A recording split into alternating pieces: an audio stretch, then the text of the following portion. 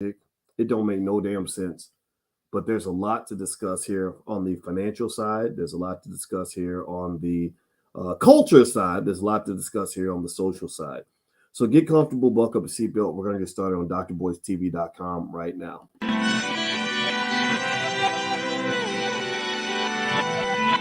Here we are, clan the isms, cataclysm, great. Our people out here struggling, trying to make it in this state. Everybody out here doing it, but we the ones who late. Now family, we the ones who gotta delegate. Get that money in the power, never be fake. Stick to cosign for 3. What did he say? Create jobs, support our own. Educate the same and buy back your home. Got 3 degrees, triple 10. 3 PhDs, now we on the CNN. DBTV, let's talk about negligence. Ignorance is bliss, but we can turn it to intelligence. Believe none of what you hear, half of what you see. Let's break it down here on Dr. Boyce TV. Here we are. Hey, what's going on, everybody? Welcome to drboystv.com, the home for intelligent Black people. My name is Dr. Boyce Watkins, and I want to say hello to everybody who's come in here today. Shout out the city that you're from. Let me know what city you're from. Also, don't forget that this platform is B1. B1 means we're Black first. That means we have conversations that you don't see in mainstream media. Black first means that we educate our damn kids. Black first means that we want our people to win. Black first means we want to take the lead. So give me a yes in the chat if you are Black first, if you identify that way.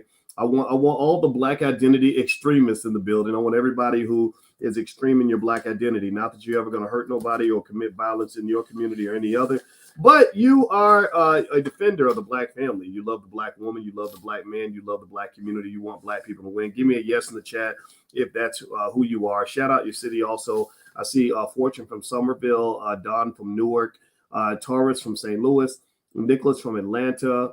Let's see here. What else do I see? I see some other Wilmington. I see San Francisco. I see Cairo, Egypt. Very nice. I'm from Boston, but watching from Cairo, says Angela. Good for you, Angela. Angela's traveling the world. Let me encourage you. You got to travel. I was hanging out with another brother who knows a lot about Egypt by the name of Dr. Tony Browder.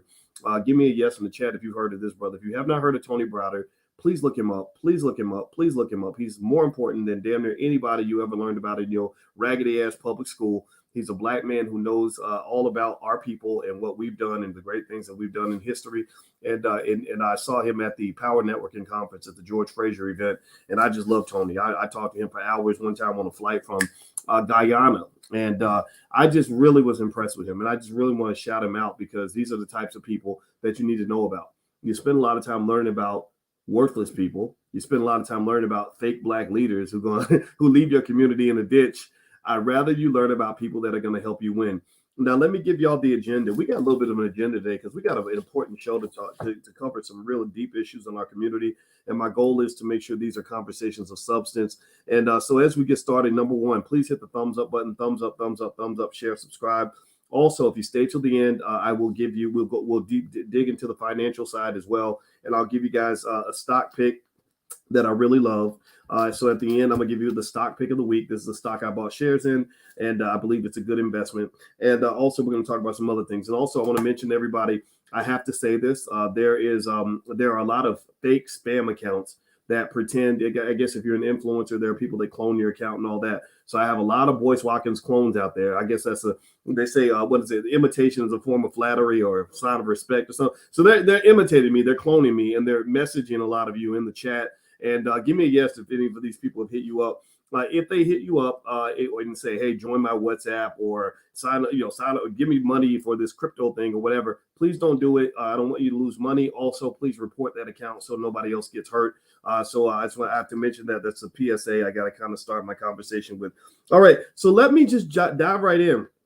And so in this discussion, and by the way, we're on Spotify, in case y'all don't know. You look up the Dr. Boyce Breakdown on Spotify. We're on Spotify, Apple, all that.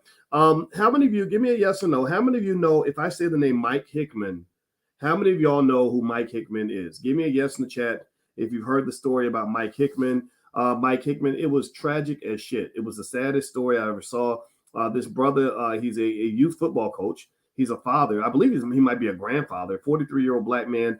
His son, little Mike, was a player for a football team. I want to say was it the Dallas Dragons? I can't remember. I got the story in front of me. I'll let you guys know for sure. But anyway, this guy gets in a situation where there's a fight. after the football game, a fight over a call. There was a call made by the refs. The other team didn't like it. Mike Hickmon was the guy who was he holds the down marker on the football field. That was his job. He held the down marker. And apparently it got out of control. Next thing you know, Mr. Hickmon is no longer with us. He is now deceased. And the little children got the distinct pleasure of watching this man die. Right? And I'm joking when I say distinct pleasure. I'm being real cynical when I say that. They got the trauma. They were hand-delivered trauma. The black men that were supposed to be protecting them, the black men that were supposed to be guiding them, the black men that were supposed to be helping them become better men, served them a big bowl of trauma that's going to stay with them for the rest of their life. And so this story was really sad to me. It really hurt my heart. What really was interesting is that the mainstream media doesn't cover the deaths of black people unless we're killed by a white cop. If they can racialize it for their own political benefit, they like to do that. If it had been a white man who shot him, it would have been all over the news. But the fact that he was shot by a black man means that the news, mainstream white media doesn't cover this type of thing. And all those Negroes who work for these white media outlets are not allowed to cover these things because they don't own the platform. They don't own anything. So they're not able to actually talk about the things happening in our community. They can only talk about things that white folks allow them to talk about. Well, why am I talking about this? Well, I want to talk about this for one reason. First thing I'm going to do, I'm going to do this by proving a point. I'm going to ask y'all, everybody answer this question for me. Let's do a Dr. Boyce participation moment. I want everybody to answer this question. Yes or no, yes or no, yes or no. How many of you know a black man who's been killed by another black man or shot by another black man? Give me a yes or no if you know at least one black man who's been killed or shot by another black man. Give me a yes or no in the chat. Or a child or a woman or whatever. I know several. I know many black people who were killed by other black people. Now, I'm not going to use that term black on black crime because I don't want to get into the politically charged nature of these kinds of discussions. But if you want to censor what I talk about, then I can be the first to tell you to kiss my whole entire black ass because you're not having the right conversations. There's a lot of this stuff going on. And as sad as I am when George Floyd gets killed by the white cop, I am just as sad when a black woman gets killed by a black man. Just the same way I was sad when Eric Garner got killed by the white cop. I'm just as sad when a black man dies at the hands of his own brother. In fact, I might even be a little more sad. I expect the enemy to be the enemy, but I don't expect the ally to be the enemy. You see, my father used to love old Godfather movies. My father is he's a little bit of a thug. He went to the Vietnam War. He's killed people before. He was a cop for 25 years. And so he liked all those Godfather movies. And he used to say to me, he said to me when I was younger, he said, you keep your enemies close and your friends closer. And I said, wait a minute, wait, what? And he said, yeah, keep your enemies close and your friends closer. I said, no, but I think you have it the other way around. It's to keep your friends close and your enemies closer. He said, no. He said, you keep your friends closer because your friends are the ones that are the quickest to take you out.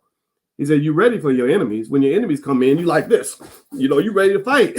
When your friend comes in, you'll turn your back so he can put the knife right in it. Y'all know what I'm talking about. And in fact, that's how the mafia would kill you. I saw this whole story about a guy who pissed off a mafia boss, and he didn't send the enemy to kill him. He didn't send a bunch of armed gunmen that he didn't know.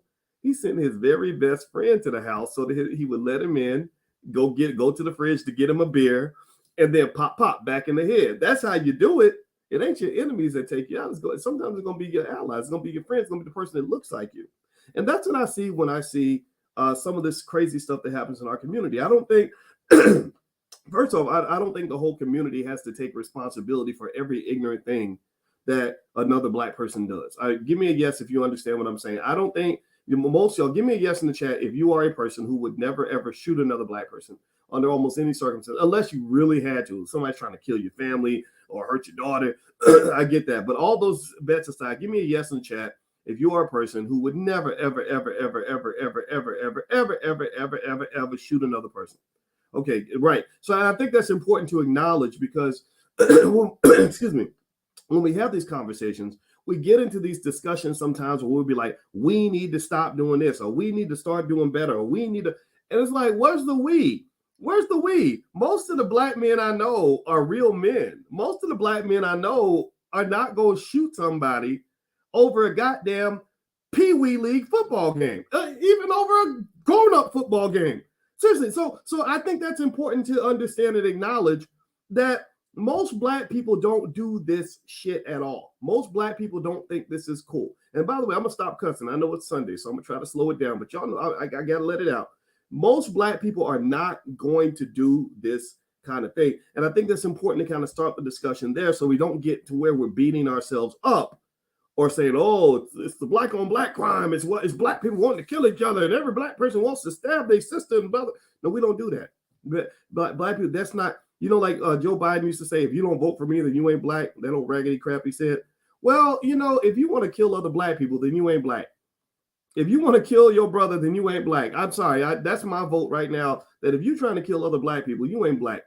In fact, you're worse than a Klansman, because if a Klansman is coming, that's my enemy. I'm ready for that. I'm ready for that fight. But when my brother shows up, I'm expecting love. I'm expecting support. I'm expecting something that's mutually beneficial. I'm not expecting my brother to be the guy who kills me. So let's just be clear about that. So do me a favor, thumbs up, share, subscribe if you have not done that yet.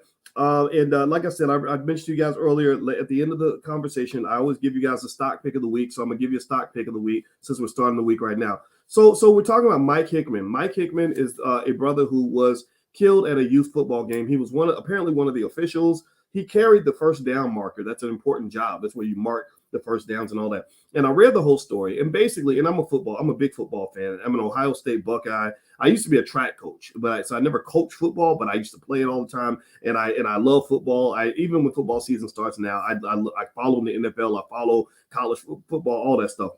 So the story was really interesting. So here's what happened. Basically, there were two teams, and it was literally. And here's the shit that's crazy to me. That this makes me say, why did somebody have to die on this day? I'm not saying I would get it if it was like the championship, but at least with the championship, you can be like, okay, the emotions got out of control. It was the national championship or the league title, guys, it wasn't even like it was a playoff game. In fact, it wasn't even a regular season game. You know what it was? I swear to God, I'm not kidding. It was a scrimmage. Scrimmages, in case you don't know, in case you don't follow sports, a scrimmage ain't even a real fucking game. A scrimmage is what you do for fun, to just see if your quarterback can throw the ball, if your defenders know how to play. A scrimmage is literally. So this was a scrimmage for 8-year-olds, 8 and 9-year-olds. That's what this was. So I really want you to sit for a moment, and I need us to kind of collectively meditate on the sheer niggerosity, on the extraordinary niggatry of this idea of a black man being murdered over a youth scrimmage. I need y'all to kind of pop in on that. Somebody says, stay on topic, bro. This is where you lose us. No, if I lose you, then you ain't supposed to be here. If I lose you, then I need you to go, because I need us to stop for a moment as black people and process what this looks like, feels like, how this looks to the children, just what this is. And this is, and again, you guys know, I could talk about the economics of this, and I'm going to break down the economics, but also I'm not a finance professor who happens to be black. I am a black man who happens to be a finance professor. My PhD is legit. You can look it up. I got it from Ohio State. But I have a bigger PhD in black male-itis, and the many things that hold us back as people. And one of the problems that we have as black men, one of the reasons you're not respected around the world, one of the reasons that your families are falling apart, one of the reasons that you have so many issues is that you have too many 45-year-old teenagers in your community. You have too many men who, for whatever reason, never grew up. You have too many men who cling on to a culture. BET, that white-owned network that does content for black people to control your minds, BET will say, this is the culture. This is the culture. And what I see when I see the culture is I see a lot of really irresponsible behavior on the part of black men, where you're looking up to men like the rapper Future with 8 kids with 8 babies mamas. You're looking up to men who run around rapping about murdering other black people. If a white person did it, you go crazy, but a black person does it, you think it's lit. You have a culture that talks about extreme financial irresponsibility, which I'm going to get to that, because there's a huge financial angle to this. Whenever you have some this little wannabe gangster thugging and you a millionaire, it's going to have a financial angle. I'm about to break all that down for you. So my point is to say that you have a big issue of immaturity being heavily pushed in the black community. The grown-ass men are not the men that they put on TV. They don't put the mature black men on TV. They don't put the responsible black men on TV. They don't put the good husbands and fathers on TV. They always introduce you to crazy, weird gangster thugs who want to throw their life away at every available opportunity. And unfortunately, there's a lot of men who imitate this behavior. Why? Well, because media matters. You might think, well, it's just a song. It's just a movie. It's just entertainment. Well, ain't no such thing as just entertainment. You don't understand. My wife is one of the world's leading experts on the subconscious mind. And one of the things she talks to me all the time, she said, your mind don't know the difference between make-believe and real life half the damn time. Your subconscious mind, you might think it's just entertainment, and that's where they get you. That's where they get you. Shout out to the Jewish community who was smart enough to create Hollywood, where they know the power of media in terms of shaping people's minds. In the 1970s, when they started putting pimp movies on TV, and Goldie the Pimp became one of the most respected black men in America, guess what? My daddy's generation, they talked about how they started dressing like pimps. Go look at anybody got a daddy who used to try to dress like a pimp back in the day with some old crocodile boots and a big old furry hat with a feather in it and a big long coat. Did anybody remember that? Anybody remember when black men were dressing like pimps? Anybody know what I'm talking about? Anybody got a daddy or granddaddy? Maybe because I'm 50, so maybe it's your granddaddy. Anybody go look at old pictures of your granddaddy from the 70s, and you'll probably find some evidence of pimpatry up in some of those pictures. You're gonna find some images that will disturb you because he watched something in a movie and he started imitating that. He started personifying that. What do you think Snoop Dogg got these lyrics like, we don't love them hoes? Why do you think Snoop was running around with Bishop Magic Don Juan, a big guy in a big shiny lime green suit with a pimp cane? And Snoop Dogg, you would show up to the VMA Awards with two women on a leash. Well, because pimping became cool. Disrespecting your women became like how you presented yourself as a man. That was something media created. Hollywood created that. They could have created black men who wanted to be intelligent. They could have created a group of black men who wanted to be computer engineers. They could have created black men that wanted to go out and take care of their families, but no, they created black men who fulfilled these stereotypes. And so when I see this incident with Mike Hickmon being killed on the football field over something that was preventable, that happened in front of children, where there was the involvement of at least a couple of 45-year-old teenagers, that's what I think about. I think about the fact that a lot of lives were lost on this day, not just his. But I'm gonna talk about Aqib Talib, the former NFL star who started the fight. Some of y'all wonder why Aqib's picture is up there. The reason Aqib Talib, who was a great football player, who made millions of dollars, who had a lot to lose, was in the picture is because Aqib Talib, according to the witnesses and according to some video that I saw, he allegedly started this fight. Now, again, I think things need to be settled out in court. I can't be the judge and jury of any of this, but a lot of the people that were there were saying he threw the first punch. He was the first one that went out to get gangster. And now he's going to pay. Give me a yes or no. Give me a yes or no. Aqib Talib, let me look up. Hit the thumbs up button. Please hit the thumbs up button while we do this. And if you agree with anything that's being said here, I hope you'll share this video because I think young black men need to see this. I really do. It's in young black people, period. Let me see here. Aqib Talib, Aqib Talib in 2018 made $11 million. Over the course of his NFL career, he made $55,744,558.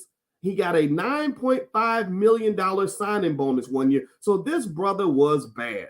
This brother could play football. In fact, there's another stat here. Maybe that number might be low. There's another one here at overthecap.com that says that his career earnings were $72 million. So maybe they're missing some. In fact, there's another article here on Broncos Wire that says he looked at his money 10 times a day. This brother looked at his money 10 times a day. So what I really want to ask him, and I'm not judging, I'm not being mean, I'm not dissing, I'm just saying, brother, if you was looking at your money 10 times a day, were you looking at your money when you decided to run out onto the football field and get wrapped up into some gangster shit that might leave your brother in prison for life and leave you broke? I'm not dogging it. I'm not dogging the brother at all. I'm not making fun of him. I'm just trying to understand. I'm trying to get clarity here. I would just like to know, what were you thinking? What were you thinking? Because here's the thing. One thing my daddy taught me is he said that when you are a man who has a lot to lose, you don't want to really be kicking it with men who have nothing to lose. He said, if you have a lot to lose, you don't want to be kicking it with guys who have nothing to lose, because you're gonna try to get thugged out like them. You're gonna try to match their gangster with your gangster. They take it to the limit. You want to take it to the limit because you want to prove your manhood, but you can't do that, bro, because you made damn near $75 million in your career. You have something to lose. You run out, you punch somebody in the club, you're getting sued for that. And they're going to sue you for everything. Because lawyers, you know that song, let's get to that money, let's get to that money, let's get to that money, let's get to that money. Every good lawyer wakes up to that song.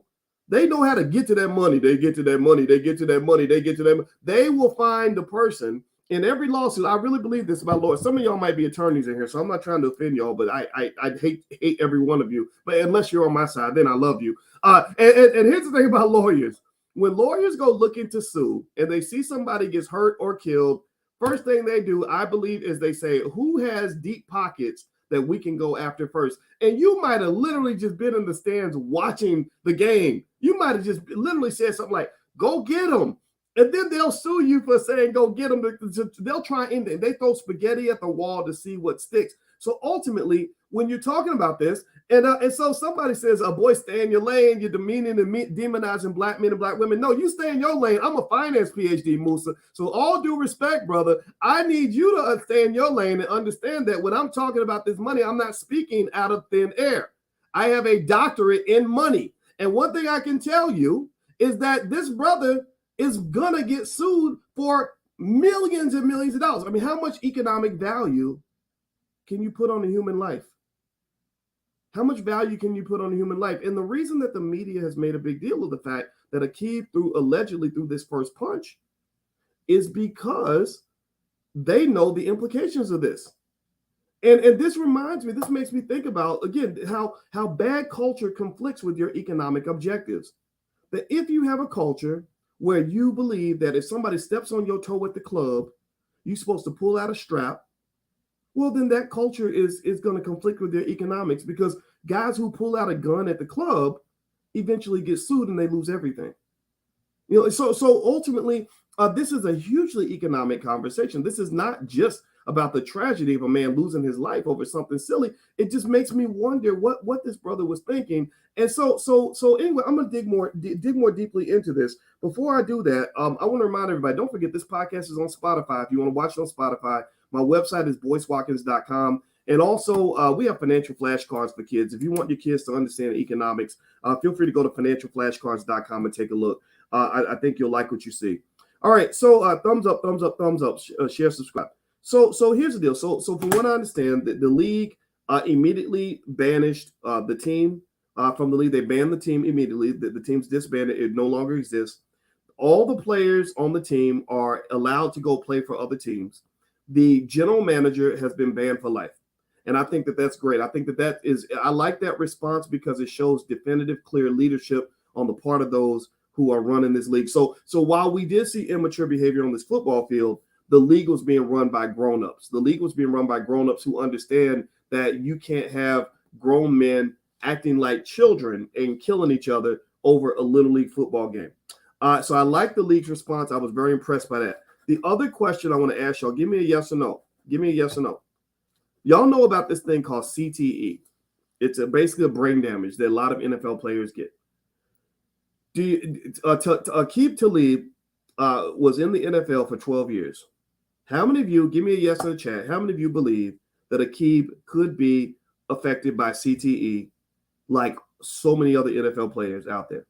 I spent time talking to a brother named who played for the Pittsburgh Steelers, Antoine Randall L., who was Super Bowl MVP, if I'm not mistaken, and a great player who had 10 or 12 years in the league. And I asked him one time, I was at an Eton Thomas event. Eton Thomas is a buddy of mine who played for the Washington Wizards, real smart guy, quality black man. That's why you'll never see him in mainstream media, because he's too solid. They don't put solid men in media. They put the goofballs in media.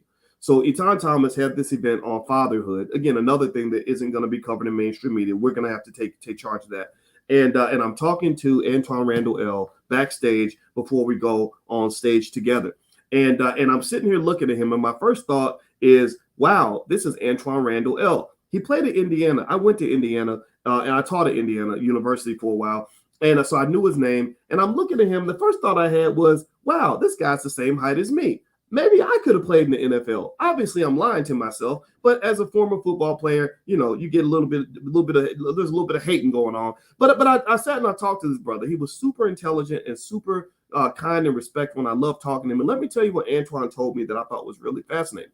I said to him, I said, hey, man, so this CTE thing, I said, how many players do you know kind of get this? Because, you know, the CTE research, if you watch that Will Smith movie, it started in Pittsburgh where Antoine played. Pittsburgh was where they discovered CTE. So Antoine had been in ground zero of this, and it's even deeper once I finished telling you the story. It was fascinating to me. It was almost like God meant for this discussion to happen. So Antoine tells me, he says, oh man, a lot of my friends have been affected by this. He said, you know, like you'll see a guy and he'll walk up to you and you haven't seen him for years. He'll be like, hey, what's up? And you'll shake hands. And then like 2 minutes later, he'll see you and be like, hey, what's up? Like he didn't even see you 2 minutes earlier. Like he literally has seen you for the first time. And he said, he said, sometimes you get dizzy. You can't walk down the steps. You forget, you'll be driving home with your kids and you forget how to get to your house. Scary shit, like really scary stuff. You know, and this, hearing this really made me think, like, should we really be pushing our boys to play football as much as they do? So anyway, here's the kicker. Here's the part that I didn't know was going to happen. So Antoine and I have this discussion. We go on stage and we part ways. Never see Antoine again. Never forgot the conversation. Never saw him again. About less than a year later, Antoine is on the cover of USA Today. And Antoine says, I wish I had never played football in my life. He says, I wish I'd never played football in my life. And that was an astonishing statement from a man who had literally achieved every single football goal and dream I ever had. I mean, when I was a kid, I used to dream about being in the Super Bowl. He lived that dream and said that dream was actually a nightmare. And so I bring this up because I really think our community needs to really assess carefully our relationship with sports and our overcommitment to sports, and even the fundamentally flawed idea that sports is going to be your number one ticket to get out the hood or get out your situation. No, sports ain't going to get you out of your situation. Education will get you out of your situation. Football and basketball ain't going to get you out of your situation. Learning how to make money and starting a business, black man, that'll get you out of your situation. You know, do you understand that 99.9% of all kids that play football never make a nickel playing football? Do you know how good the athletes are? If you went and just literally scooped up the athletes who were rejected by the NFL, these guys are Superman level athleticism. They're athletic. I mean, I was good. I was fast. I was captain of my track team. I was pretty strong. I was faster than every kid on the entire football team. That's why they wanted me to play football so bad, because I had big muscles and I literally out sprinted their fastest sprinters. Do you know that when I saw athletes who literally played at the University of Kentucky, which is not known for football at the time, they really sucked. Do you understand that I would get on the basketball court with these guys or race these guys, and I felt like I was running against supermen? Their athletic abilities off the chain, and this was at the University of Kentucky. They didn't even go to the NFL in Kentucky. And all these guys, I swear to God, it freaked me out. I remember I was pretty logical for a 19-year-old, and I would be like, you think you're going to the NFL, but you play for Kentucky. Like, there's guys at Alabama that are better than you. They're Texas and Ohio. You can't. You're at Kentucky. That's not going to happen. Is that you? What's your plan B, bro? You got a plan B, right? They would have. A lot of these guys had no plan B. Going through school, can't even read, literally thinking that you're going to go to the NFL. Well, why wouldn't you think that? Because you have to be extraordinarily good to even get a chance to even play at a mediocre school like a Kentucky. Their team's better now, but they pretty much generally aren't that great. So my point is to say that black men have been misled by this whole sports illusion. That's my point. I think sports are fun. I think sports are an awesome way to learn about hard work. I think sports are a great way. Sports taught me a lot about consistency, discipline, mental toughness, setting goals, teamwork. I learned a lot of those things from sports. But one thing I didn't learn from sports was how to go make that bread. I learned how to make that bread by taking classes on entrepreneurship. I learned how to make that bread by becoming an investor. I learned how to make that bread by engaging in the critical thinking necessary to survive this society as a Black man where people want to take you out every single day of the week.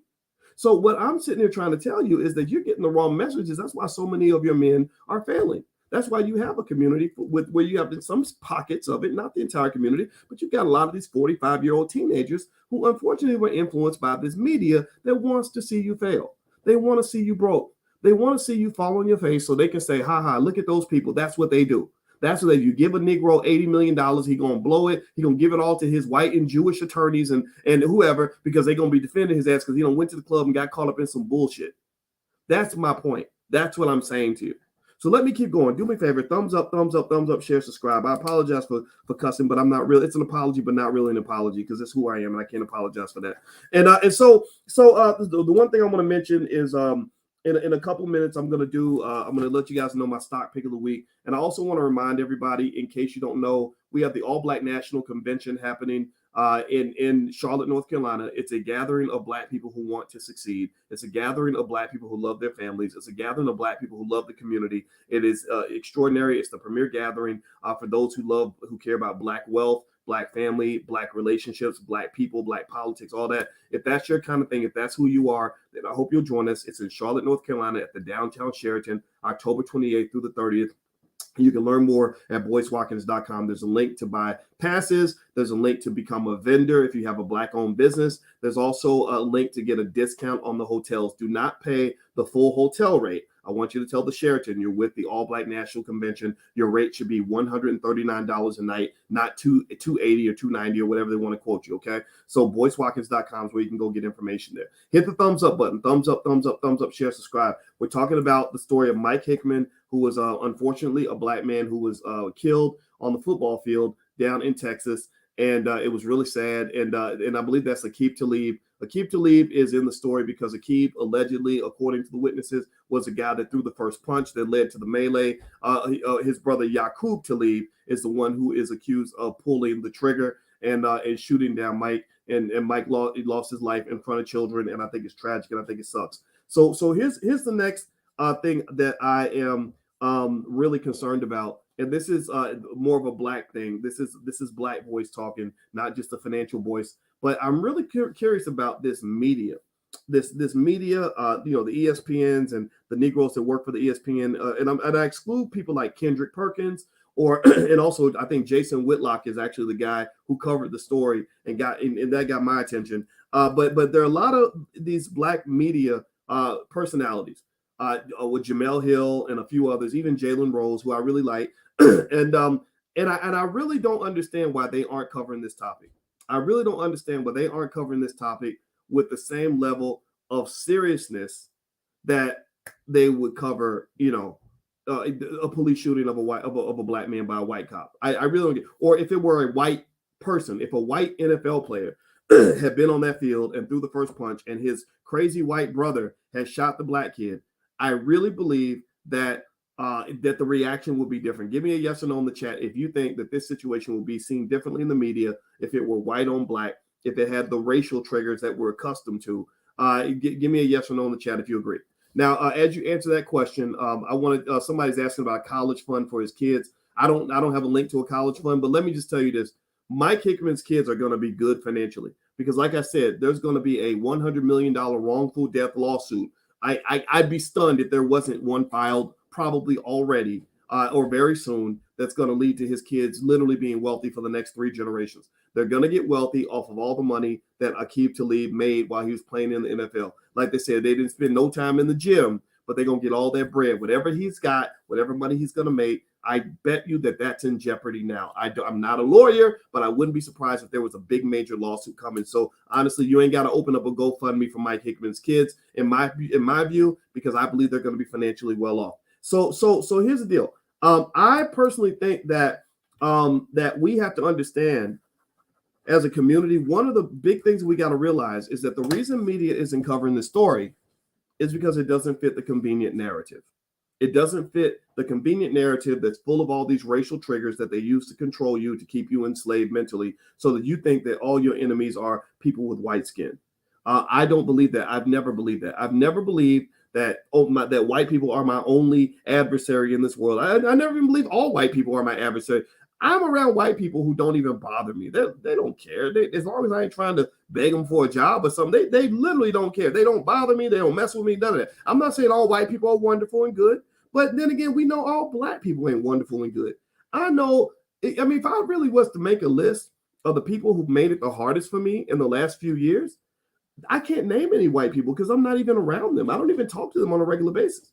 And so really, I think with this Mike Hickmon shooting, which occurred at this Little League football game, I really think we have to spend time. If we really want to solve problems in our community, we've got to get out of the slavery box. And the slavery box is where they enslave not your body, but they've enslaved your mind. The slavery box is where you're only allowed to discuss things like Black Lives Mattering when those Black lives are taken by a white person. Do you get what I'm saying? Do you understand what I'm saying? If an Asian man had killed him, if a white man had killed him, it would get all kinds of media attention because it hits those racial triggers and invokes your fear. But if a black man does it, it's like we act like it didn't even happen. Y'all know how many black people get shot and killed every week in Chicago by other black people? And it freaks me out that the media acts like it didn't even happen. Like those people don't even matter. They don't even exist. And the only thing I can think of is that there's something mentally wrong with us, that we are trained to believe a black life does not matter if you were killed by a black person. So I'm going to say this. Why don't we do this for a moment? I think we need to memorialize Mike Hickmon. Whether Mike, maybe for all we know, Mike could have started the fight. I don't know. I have no idea. There's some stories I'm going to read to you. But seriously, I think we should memorialize him. Everybody type Mike Hickmon in the chat. Hickmon. Everybody type, or Mike. Just type Mike. You know, it's something in the chat to commemorate this brother, to just say that his life matters, even if white media doesn't talk about it. I think his life matters as much as Eric Garner. His life matters as much as George Floyd. His life matters as much as any of the other police shootings that we've been talking about. Trayvon Martin. His life matters more than as much as any of those other lives. And I think it's important for us to do that because we have it all backward. We literally ignore the deaths of black people when they are killed by other black people. And I believe that part of your achievement of your liberation as black folks is going to come from understanding you must protect your children from all enemies, both foreign and domestic. Not every black person is mentally well. This Aqib Talib, let me just tell you this. I read up on Aqib Talib's whole bio. I read up on his brother Yaqub. And let me just tell you this. I'm not dissing them. I'm not attacking these guys, but I am calling it for what it is. There's a lot. They had a big reputation for being what only could be described as thugs. They had a reputation for a lot of thugging. There were shootings in the club that that led to investigations they were connected to. There was this idea. There was one woman who said that I could have prevented it all because before the different games, I would go to Yaqub and Aqib and tell them, hey, we're not going to do that today. This ain't going to happen on my watch. And I'm sorry, if your friends are saying like, hey, we had to slow them down because they like to bully other people and go crazy and go ballistic and overdo it at a children's football game, then I believe those people. I believe that there's something to what they're saying. And so at the end of the day, it's one of those things where it's a little bit interesting when I read all the different stories, and the image that I picked up from reading all this is that there's a mental health issue going on with those two brothers. And again, it might be from football. One of the things that got my attention about CTE with Aaron Hernandez. Thank you, Grace, for mentioning his name. Aaron Hernandez, in case you don't remember him, he was an NFL star that played for the New England Patriots. And he had CTE, severe CTE. And one of the things I picked up on with CTE was that what it does, one of the things that it seems to do is it kills your impulse control. So when the rest of us get in a situation, we get so mad, we're like, I could have killed him, I could have punched him. You don't do it because you don't want to go to jail, you don't want to kill nobody, you don't want to go to prison for life, right? Well, CTE, unfortunately, can shut that part of your brain down, that prefrontal cortex that says, hey, don't really kill him. You can think it, but you can't actually do it. Well, Aaron Hernandez actually did it. And one of the reasons why they had trouble investigating the deaths that were connected to Hernandez is because they were like, it makes no logical sense that an NFL star who was just in the Super Bowl a month ago would be at the club shooting somebody. That don't even make no damn sense. So they didn't even investigate the guy for a long time because it wasn't logical. Well, in the mind of somebody with CTE, I'm going to guess that what we think is logical isn't really logical. So what you're dealing with here, in my view, is severe mental health issues that aren't really discussed on a regular basis. And also, both Aqib and Yaqub, both of those brothers played a lot of football. Aqib made it to the NFL, but he gives Yaqub a lot of credit for getting him to the NFL by showing him how to play football. So I'm willing to bet you that Yaqub, if you ask him about his football history, he's probably spent a lot of time on the field. And you don't just get CTE in the NFL, they get it in high school. They get it in college. So you got a lot of black men who are walking around with a lot of brain damage. And it's not something to make fun of. It's not something to criticize, but it's a fact that people ignore. Whenever you hear a story, I'm going to kid you. Here's what goes on in my mind. Maybe I'm a little brain damaged. Who knows? I took some hits to the head when I was a baby. But whenever I hear a story about a man losing his temper and beating up a woman or punching out a cop, or what's that brother's name?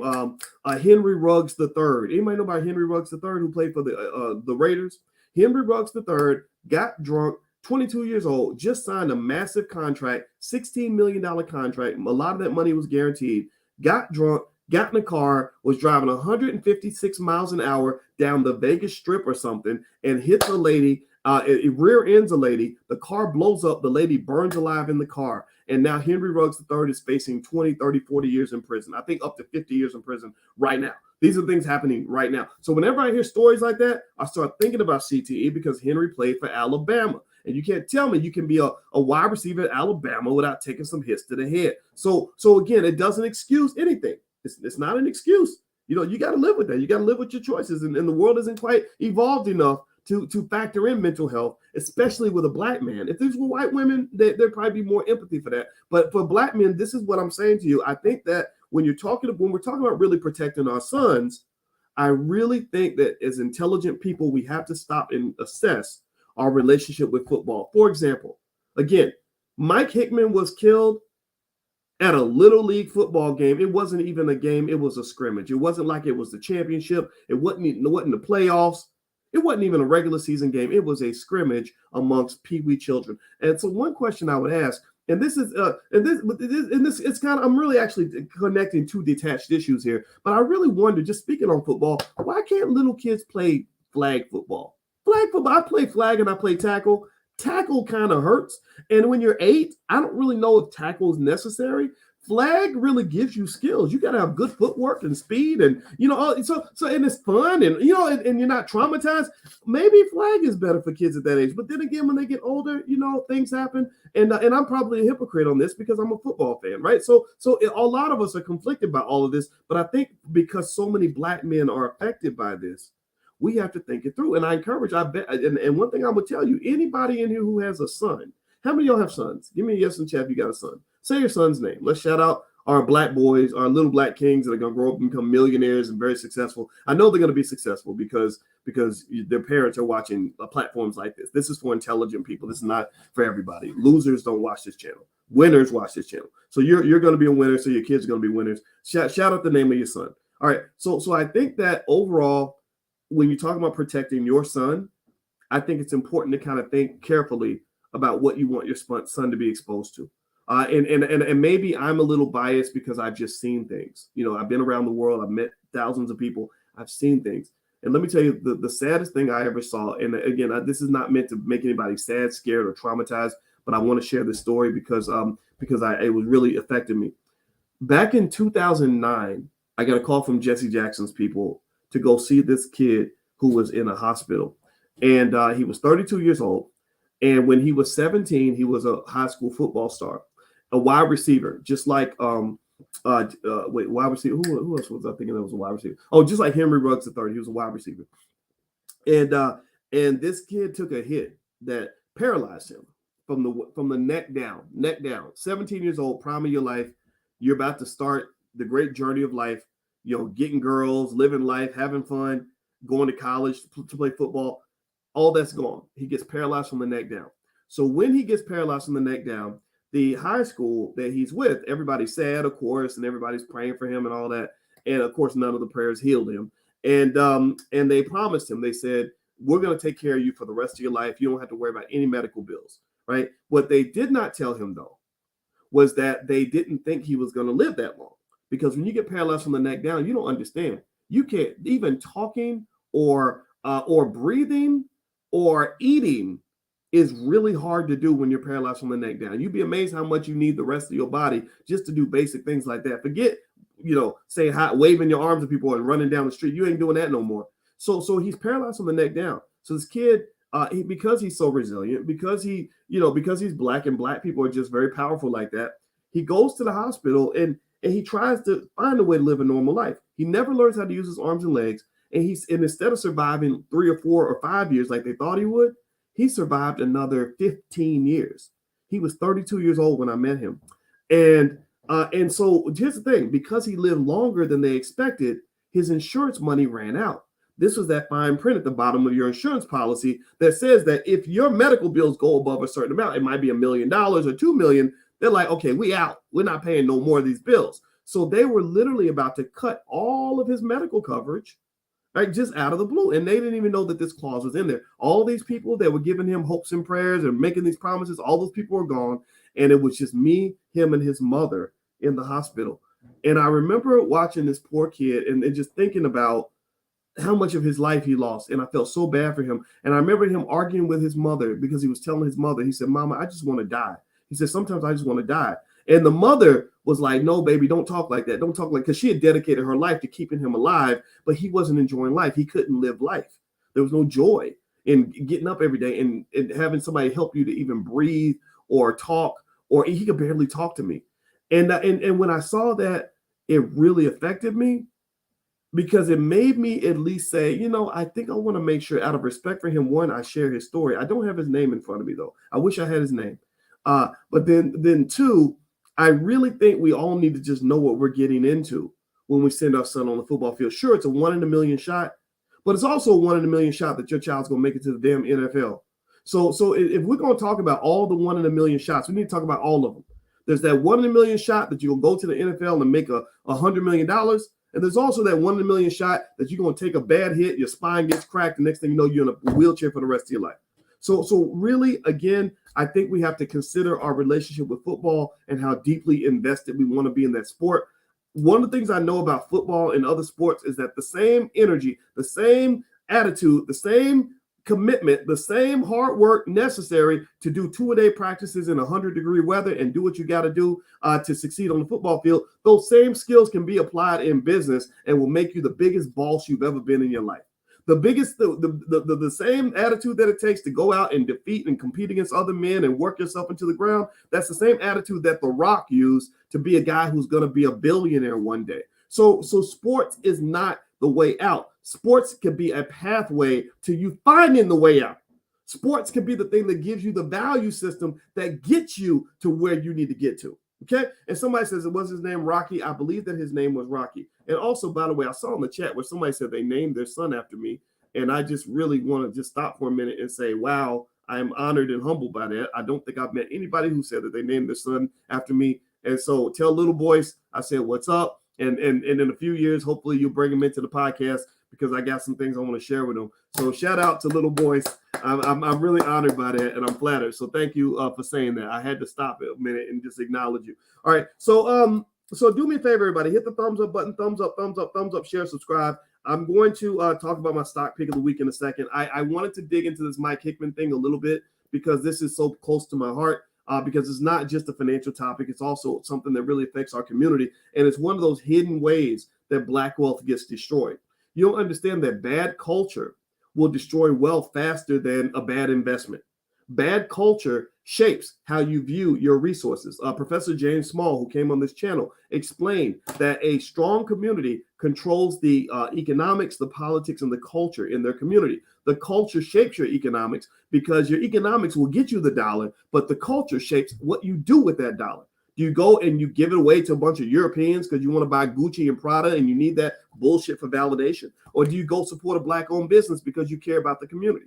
Do you go and waste your money on a car, which is a depreciating asset? Or do you take that money and say, I want to invest for my children because I want to build an empire? So ultimately, this culture is a very big deal. So when I saw this whole situation with Mike Hickmon being killed on the football field in a Little League scrimmage game, it made me think about bad culture and how so many now this guy, Aqib Talib, who played in the NFL for 12 years, worked his butt off, was very, very good. He's going to go broke because of bad culture. I don't understand. I really wish I could find out. Like, what is it? Who told you that it makes sense to be in the club getting into shootouts or to be bringing a gun to a football field? People knew this. There were people who actually said that they warned other people. Some people left early because they said, "Whoa, this dude has a gun. We're gonna get up out of here." And so I really think that culture is a little bit of a problem. I also think that maybe it's possible that we take Little League football a little too seriously. I get it. We're competitive. I get it. We want to win. I get it. You were state champion 20 years ago, and you're reliving your experience out there. I did that too. I was a track coach. When I was out there on the track, I wanted the kids to learn what I didn't learn. I wanted them to do the things I didn't do. I watch track and field to this day because I have a friend who actually was in the Olympics. His name, oh my goodness, why does his name disappear? I want to say his name because everybody should know about him. I don't have his name in front of me. Ronnie Baker, who was actually on my same high school track team, but he was 20 years younger than me, so he went to school later than I did. He was the 5th fastest man on earth, but I believe he's the fastest man on the planet because every man who beat him in the Olympics, Ronnie has beaten that man before. So Ronnie is that good, that fast. And I talked to Ronnie and I said, man, I'm so proud of you, not just because you're a good person, you're from my city and from my school, but you're really living the dream of all the things I wanted to do. I wanted to be able to line up with Fred Curley and the fastest men on earth and run the Olympic final, the men's 100-meter dash. And you really did it. So it really excites me to watch you do these things that I wish that I used to dream about doing. So I understand that. That's my point. I'm saying I get it. We see our boys out there playing football and we are just kind of connected to that experience. But God damn it, stop taking the shit so seriously, man. These are children, dude. These are kids. And this is not your life. I'm sorry. I know I'm not trying to diss anybody or do anything. But what I'm saying is, there's something. You got to reassess when you are a grown 45-year-old man and you're ready to fight somebody over a Little League, Pee Wee League football scrimmage. Are there any other things worth fighting for that are bigger than that? What message do we send to the children when you are the leaders of the community? You're the OGs. You're the bosses. You're the fathers. You're the leaders. And what is a child supposed to think when their daddy, who's like the rock of their life and the lead, or their football coach who they look up to because their daddy isn't there, is really out on the football field trying to get thugged out at the age of 47? Man, thugging ain't cool when you're 47 years old, brother. Maybe when you're 22, you can say, hey, I was under the wrong influences. When you're 47, dude, you are a grandfather. Some of y'all should know we should not on any level be condoning. When you talk about Dr. Claude Anderson and Powernomics, we talk about inappropriate behavior. We cannot, as men and women or anybody, as Black people, condone the behavior of 47-year-old thugged out grandpas who want to go out here and fight like they're teenagers. Let it go, man. Okay, it was a bad call. That's what I read up on the whole situation. I read up on that one team, and it was 13-7, and they stopped him on a 4th and 1, and everybody was excited. They called a taunting penalty, which I hate. I hate penalties like that because the taunting penalty gave the ball back to the other team. So that's what caused Aqib and his brother to get mad, and Aqib ran out on the field and decided, allegedly, according to the video, to punch somebody, and his brother pulls out the strap and shoots the dude. Okay, I understand how all that happened, and I get it. If I were the coach, I'd be pissed too. I'd be mad as hell. I hate stupid penalties. Like, referees shouldn't even be making calls like that at the end of the game. I get it. But then there's a point where you say, it's just the children's game. And I got grown man shit to do back at home. It's just the kids' game. Like, it's just children. It's babies. Like, these kids in 2013, these children were being born. Like, they were in diapers. Just 7 years ago, they couldn't walk. They couldn't talk. They were infants. So you're literally killing each other. And again, I'm not saying everybody's responsible. The 2 people allegedly, according to the reports, responsible for this whole incident are Aqib Talib, who allegedly ran out on the field and threw the first punch. That's where his role is in this process. He did not squeeze the trigger, but they claim that he instigated this, which is why I believe he's going to be sued. Mark my word. I believe if he doesn't get sued, I'll be stunned. I'll come back in and I'll apologize and try to find out what. But I believe he's going to get sued, and it's going to be massive. These lawyers don't play. When they see you got money, oh, they suing him for every penny he's got and every penny he'll ever make. And then his brother Yakub, maybe because he was triggered to see his brother in a fight. I get it. I have a baby brother. You beating up on my baby brother, I'm going to get pretty upset.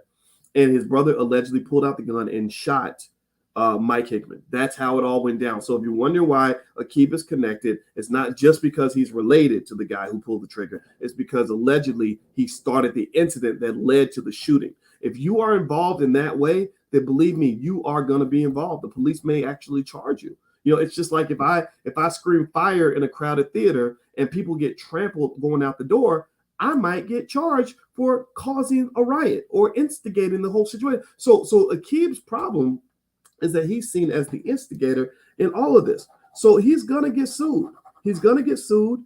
And I just really and then I even think about youth football. One other thing about this is like, youth football, this is so interesting to me, is that it's so expensive. Our son played youth football for a little while. That wasn't really his thing. He's 6'7", so they always wanted him to do sports, but he's actually got a really tall brain. He's not a great basketball player, not a great football player, and I never got on him about any of that. But he and of course I'm not his biological father because I'm not 6'7", but I'm his bonus father. I'm his mentor. I guide him. I give him advice. And so one of the things that was interesting was we were talking about him playing youth football, and when his mother told me how expensive it was, I remember thinking that it's fascinating that you have some parents who will claim they can't afford to invest nothing for their kids, can't afford to pay for no after-school program so their kids can have a future, can't afford all the things their kids need, but will find the money to pay $1,200 for the child to play a sport.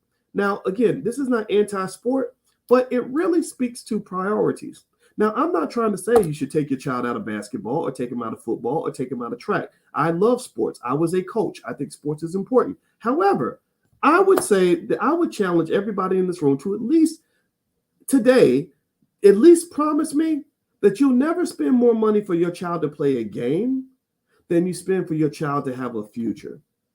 So when I talk about things, and I'm always talking about this ebook I created at blackmoneyminute.com. I'm gonna put the URL on the screen for anybody that wants it. It doesn't cost you anything. It's totally free. And it's literally something where I break down what I call the $5 a day investing plan. And that basically says that if you invest the same amount of money that some folks will spend on fast food, that literally your child could have $100,000 or more in liquid assets by the time they're 25 years old. Do you understand that is a better pathway to financial success for 99.9% of our kids than sports?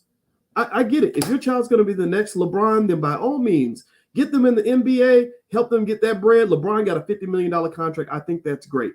I don't feel bad for LeBron or anybody like him. The people I feel sorry for is that 99.9% of all kids who think that they're as good as LeBron and can't even win a damn city championship. How in the hell? Think about how distorted our minds have to be for a kid who ain't even the fastest kid in his elementary school to literally think that he's going to make his living in the NFL. If you want to know why so many of our men struggle later in life, it's because after about 25 or 30 years old, you find that there's pockets of our community that are nothing more than a graveyard for broken dreams. Just literally a lot of men who are sad because their best years were in high school when they were competing for a state championship in football or basketball. So they're sitting there with a liquor bottle at 32 years old on the corner, talking about how they were the best basketball player in the city and they used to beat so I played that 18 times. He can't beat me, man. He can't beat me. Well, yes, he can. Anybody can beat you because you're 33 years old and you got the body of a 60-year-old because you're drinking and smoking all day. Like anybody can beat you now. Like what you got to understand that when you talk about this game of life, there's levels to this shit. There's the children's games that you play when you are a child, and then there's grown man games that you play after the age of 18. So I get it. If you are a great athlete, that's wonderful. But my question would be, are you great at the game of life? And a good example might be Michael Jordan. One of the guests actually at the All Black National Convention is a guy named Larry Miller, who was the CEO of the Air Jordan brand. So if you come to the convention, Larry will be there. And Larry Miller is a good friend of mine. And Larry Miller is, I love Larry because not only is he pro-Black, but he has a lot of wisdom on business. He took Michael Jordan's Air Jordan brand from $300 million a year to $3 billion a year. He's a brilliant guy. And Michael Jordan, to me, is a great example of making that transition from children's games to grown man games. He played basketball. He did it well. He made a lot of money, but then he made more money as a businessman. And I really believe that even if Jordan were not that great of an athlete, he would have been a successful businessman because he had the right attitude and he applied that attitude to everything he did.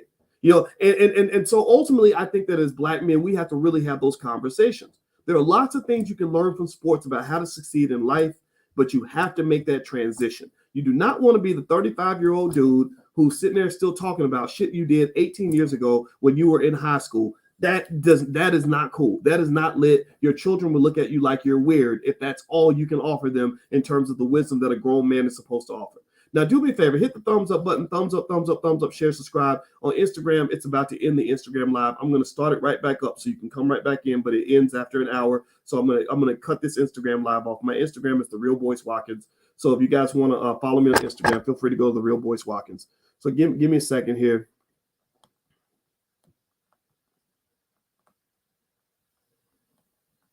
All right. Okay. So let me bring in the Instagram folks again. All right. So by the way, if you want to know my stock pick of the week, I'm going to once I bring the Instagram folks back in, I'm gonna go ahead and give that to you in case you want to bounce out, because I know we've been talking for a while. I decided to talk a little bit longer today because the story about Mike Hickmon being killed on the football field at a Little League game, it really got my attention, and it really it's an interesting conversation economically for sure, right? Because you're talking about just the high cost of immaturity, the high cost of a lack of discipline, the fact that this NFL player, Aqib Talib, had no business being involved in any of this. And I get it, though. Sometimes you have relatives that pull you into situations that you shouldn't be involved with. And I really hate it for him because he's going to go broke off of this.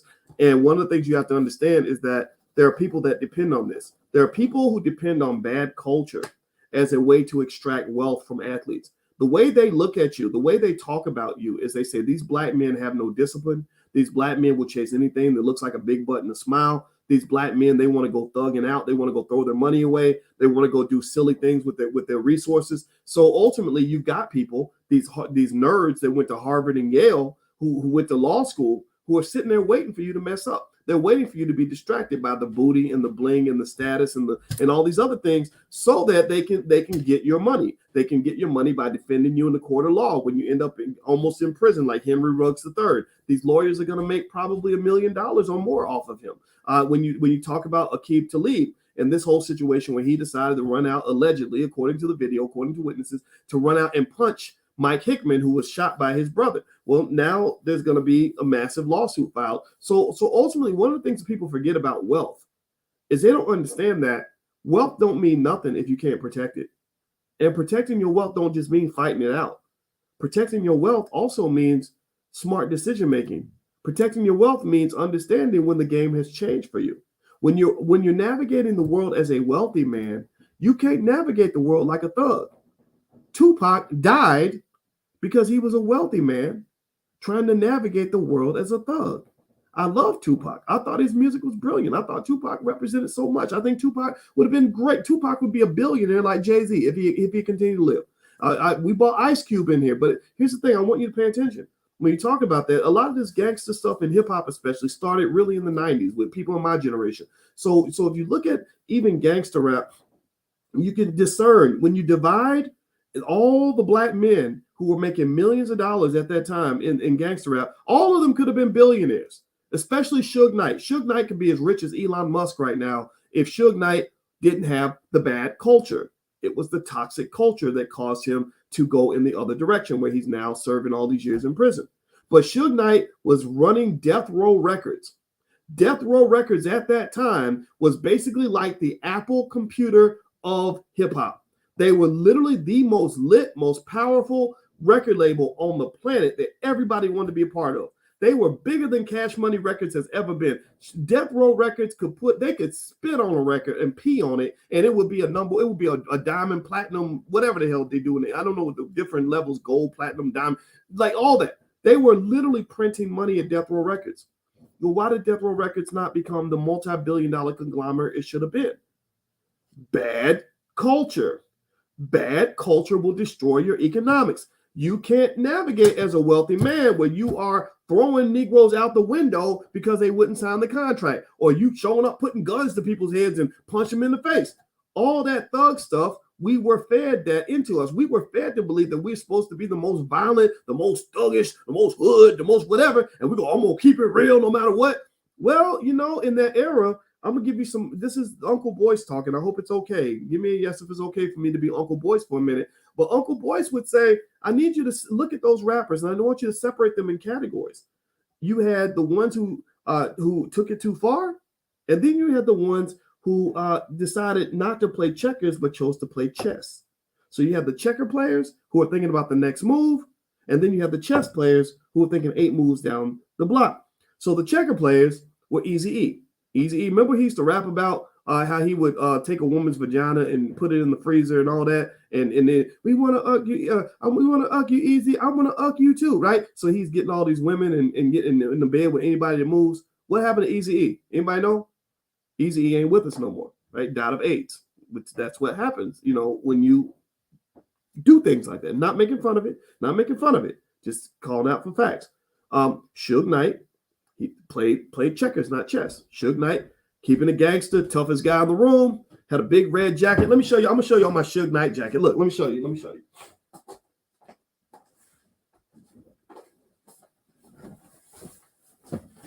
So, out of immense respect that I have for Suge Knight's brilliance, I'm gonna wear my Suge Knight jacket. Suge Knight, in my view, had the greatest opportunity of anybody. Not just because he had access to these rappers and all that. He wasn't the entertainer. He was the boss.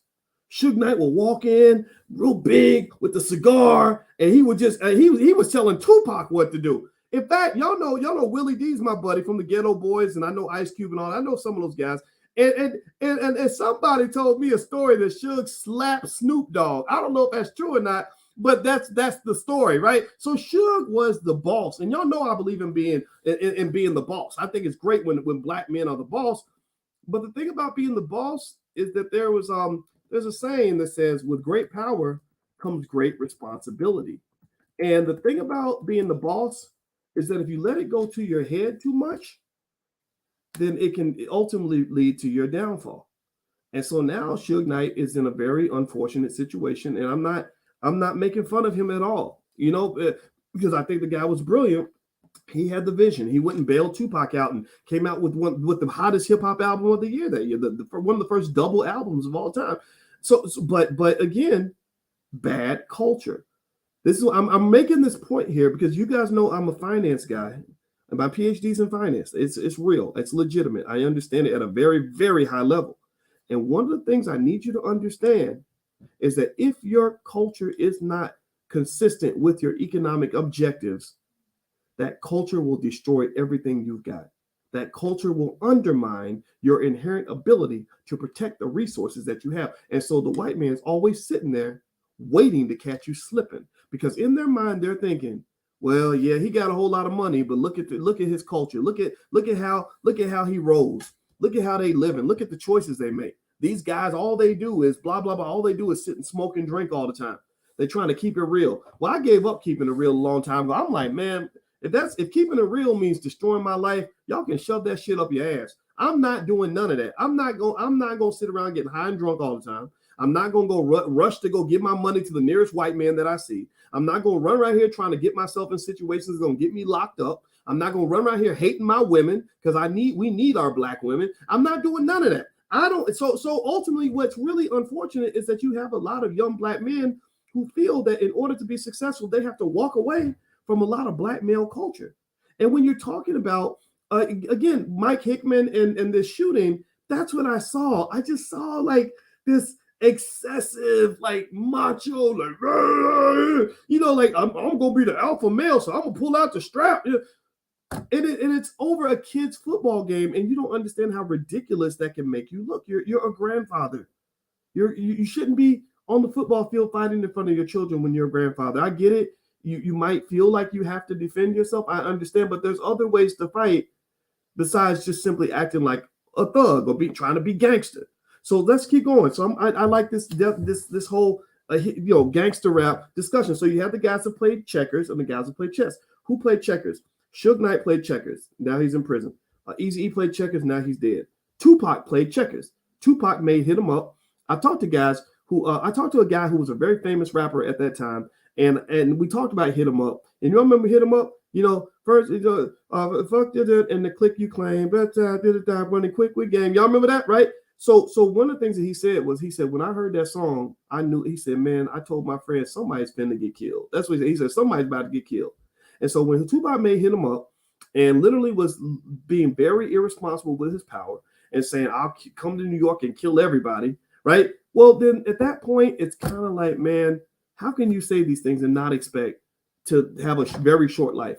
And I get it. You're a soldier. You're in it. You want to prove how tough you are.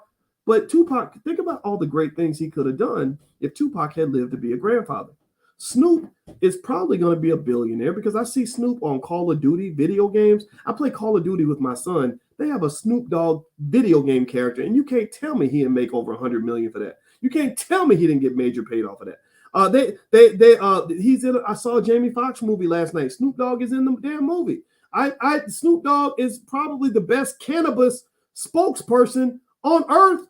I mean, if you're talking about like somebody that can convince people to go smoke a lot of weed, Snoop is your guy. Now, I want to warn you guys, you need to listen to Dr. Wesley Muhammad, who explained that they're manufacturing cannabis in a way that is destroying the brain cells and the productivity of young black men and maybe even making them feminine. I don't know. But you need to look into some of that, because when they start chemically altering that shit, it's messing up your youth. And the best way to destroy black youth is to get them so hooked on drugs that they're not productive, that they can't think straight, that they become slaves again. They become a slave to the dope. So dope is a modern day form of slavery. If I enslave your mind, I don't have to enslave your body. Because if I get you so much where you're spending all your time chasing the crack pipe, then you can't be chasing the battle against white supremacy. You can't be chasing my money. You can't be chasing power because you're chasing crack. Right? So you're a slave. You're out of the game. You're disqualified. So you got to be careful about the mass promotion of drugs and drug culture to young black men. I believe this is not a coincidence, right? But still, Snoop Dogg is probably going to be a billionaire. Ice Cube is probably going to be a billionaire. Dr. Dre is already a billionaire. Diddy is a billionaire. So the difference between, in my view, the difference between the guys who are billionaires, Jay-Z, let's throw him in there too. The difference in these hip hop guys that are going to be billionaires and the guys who didn't make it is the ability to play checkers over chess or chess over checkers. What do you choose? I believe that the black man, and this is something you can learn from games like football. I believe that the black man, to be successful, must learn how to be the most strategic person on the battlefield. I believe that to be successful, you have to have the best game plan ever. You have to be disciplined in a certain way. You have to know how to move in a way where you can get the job done and not have anybody take you out. I also believe that many of us have to take a moment and understand that when you get out here and you succeed, if you do find success, it takes a lot of work to become successful. It takes a lot of work to become wealthy. But once you become wealthy, you then have to deal with a whole different set of problems, which is that once you become wealthy, you become a target. And there are people that are going to try to do everything in their power to take that wealth away. Everything from gold diggers who might try to get pregnant with and have your baby, to lawyers who might try to sue you for any little thing, to relatives that'll feed you every sob story known to man, to people that are trying to scam you, to your lawyer and your accountant trying to get you involved in stupid business deals that have led to NFL players losing all their money. So when I think about this in terms of the economic conversation, because I know a lot of y'all come to me to hear economic stuff, and I want to make sure that's included as well. Aqib Talib, to me, I would probably just kind of say to him, look, if there's some thug stuff going on, I don't think you need to be involved in any of that. Again, when you got that kind of money, if you really want to be gangster, you could pay somebody to go and get in somebody's face, but you don't need to be anywhere near any of that because you're no longer a teenager and you're no longer a regular dude. So that's what I would say. That's my thought. I hope that it was taken in the spirit that it was intended. I did not mean to attack or offend anybody. I have respect for everybody involved. My heart goes out to Mike Hickmon and his family. My heart also goes out to the other victims, which is Aqib Talib and Yaqub and their family. I believe these guys are victims. I really do. I think that when you see a black man who does something that's just outrageous, out of character or whatever, again, you have the whole CTE issue, which is heavy in football. People don't talk about it, but I'm going to talk about it here. But then number two, I think that sometimes culture can lead you astray. Culture can make you think that manhood is something that is absolutely not. Culture can make you think that you want to keep it real for your boys when really ain't none of your boys going to be around when you are taken away from your children for the next 40 years because you have to do time in prison. I just spoke to a guy the other day who just got out of prison after 30 years after a shooting at the club. He shot somebody at a club.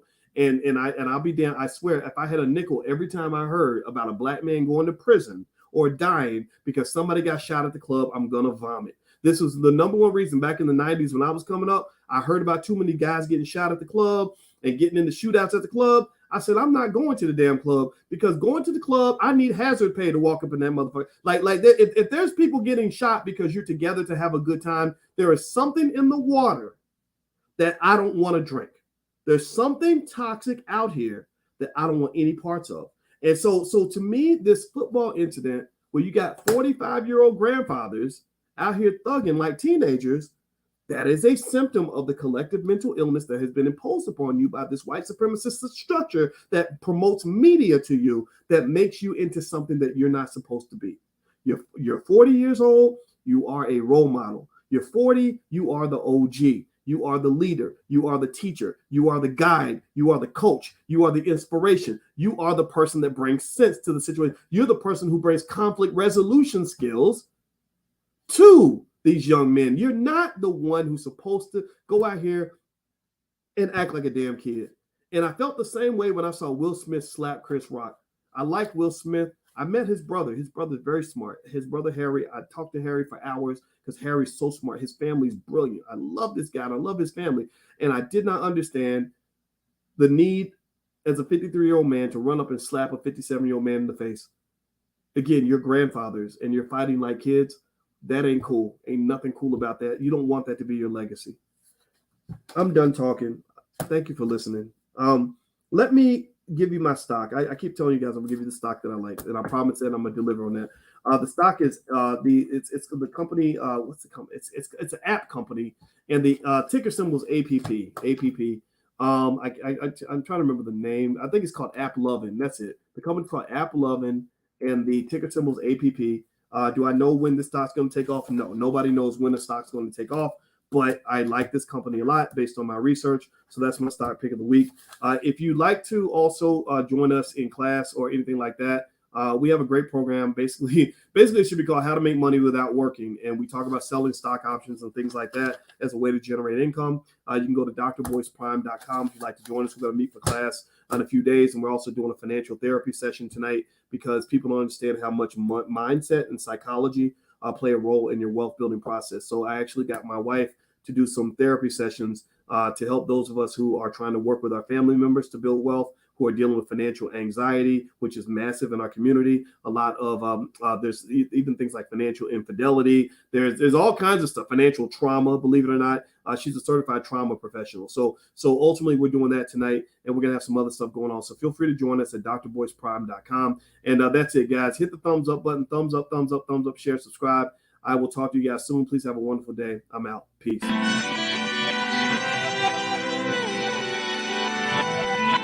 Here we are, clan the isms, cataclysm, great. Our people out here struggling, trying to make it in this state. Everybody out here doing it, but we the ones who late. Now family, we the ones who gotta delegate. Get that money in the power, never be fake. Stick to co-sign for 3. What did he say? Create jobs, support our own. Educate the same and buy back your home. Got 3 degrees, triple 10. 3 PhDs, now we on the CNN. DBTV, let's talk about negligence. Ignorance is bliss, but we can turn it to intelligence. Believe none of what you hear, half of what you see. Let's break it down here on Dr. Boyce TV. Here we are.